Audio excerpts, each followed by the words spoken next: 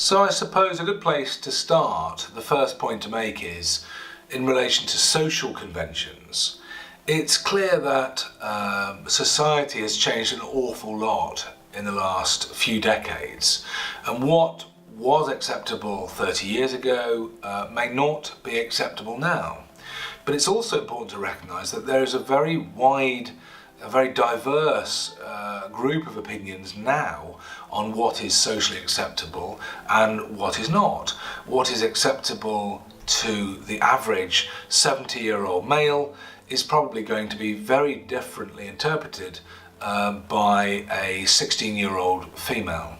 And I think it's important to recognise that as we look at the law, because the social conventions are actually very important.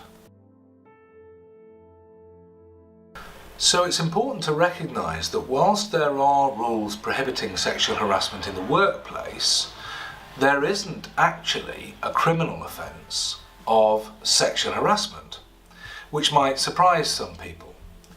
There are, of course, related criminal offences. There are offences of violence and offences of sexual assault which are related, but there is no specific offence of sexual harassment, which means that behaviours that may be prohibited in the workplace may actually be lawful, even if they are reprehensible, outside of the workplace. It's important to understand this in the light of the recent media coverage, because some of the incidents that have been discussed, even though we would probably all agree that the behaviours have been dreadful, they aren't necessarily criminal. Although if they happened in the context of a workplace, they would certainly be unlawful. This means that such incidents that happen in the workplace can be, if it is found that there is discrimination and harassment that's taken place, a person can get compensation from the civil courts, and in particular the employment tribunal, but may not necessarily be able to pursue a criminal action against the same person. Some people argue that there should be a criminal offence of sexual harassment, but the issues involved are so complicated that it's unlikely there will be a crime of this nature, certainly in the short term. To give you an example of the complexities involved, for example, where would the line be drawn in the pub between banter and a criminal offence? What about flirting? When would flirting in the pub become a criminal offence? And whilst it's obvious to see what is a criminal offence at the most extreme end of the offences, at the other end of the behaviour it's extremely difficult to draw a clear line as to what is and what is not criminal behaviour.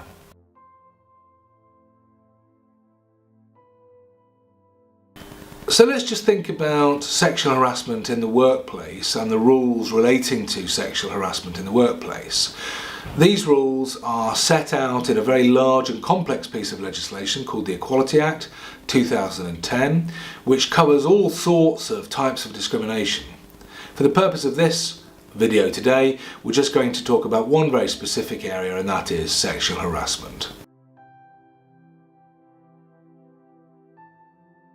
Sexual harassment occurs where the harasser engages in conduct, unwanted conduct, related to sex, that means related to gender in the widest sense, or where there is unwanted behaviour of a sexual nature.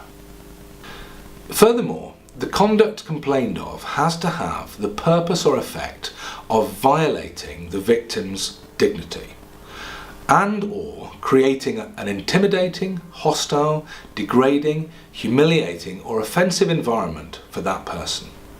So an example of a conduct relating to sex might be, for example, in a workshop. If you imagine a workshop situation where there are men and women working and they use tools, and the men put the tools on a top shelf which is out of reach of the women. That is undoubtedly unwanted conduct, and it is related to sex in the sense that the men are statistically taller than the women, and that may have the effect of creating a hostile environment for the women or of violating their dignity, and in that case that would be sexual harassment. The second type of sexual harassment claim involves conduct of a sexual nature, and that's much more the type of claims that we've been hearing about recently. So unwanted touching, unwanted advances, gestures, inappropriate comments, sharing of pornography, unwanted pictures, unwanted sexual banter, and so on.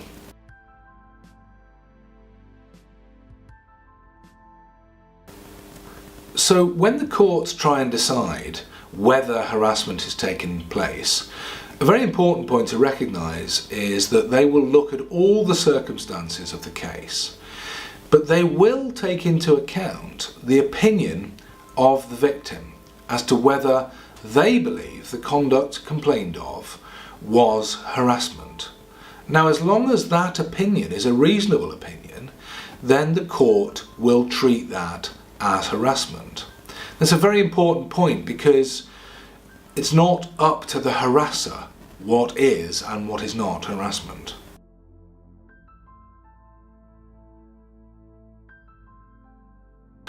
So where this gets really interesting is how things are changing. And clearly the law itself is not changing at the moment in the light of these recent allegations. But what I think is changing is an awareness, a heightened awareness of what could amount to harassing behaviour. It is becoming a bit of a minefield for people in the field of employment. So for example, I think we can all agree that walking into a meeting, offering to shake someone's hand, is almost never going to be an act of harassment. But what about a situation where you may be used to greeting somebody with a type of a kiss on the cheek, a European style kiss on the cheek? You could envisage a situation where that would not be welcome and may even be viewed as harassment.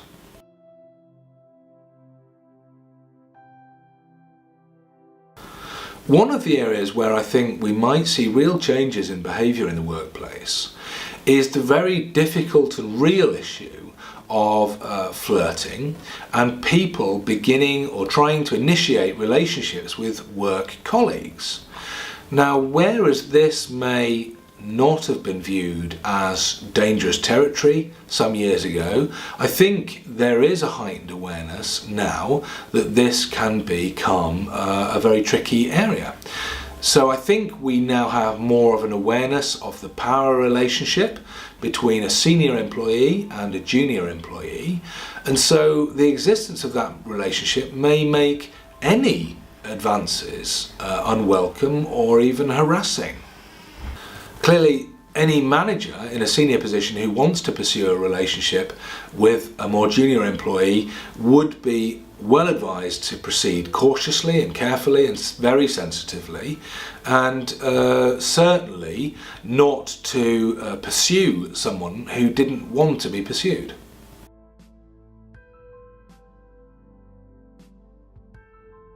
One important point that employers should recognise is that they can be vicariously liable for the acts of their employees. What that means in plain English is that if one employee harasses another employee, the employer can be liable for that behaviour. Now, there is a defence to that if the employer can show that they've taken reasonable steps to ensure that such behaviour didn't take place. Now, usually that takes two forms. The company will want to have some sort of written policy in place covering sexual harassment. And secondly, all employers would be very well advised to undertake training with their staff. This could be even fairly informal training, but at the very least there should be a discussion taking place company-wide as to what is and what is not appropriate behaviour. And of course those levels may be different for different companies and different environments. But the important thing is that the employer needs to recognise that they need to take some steps to ensure that sexual harassment does not take place in their workplace.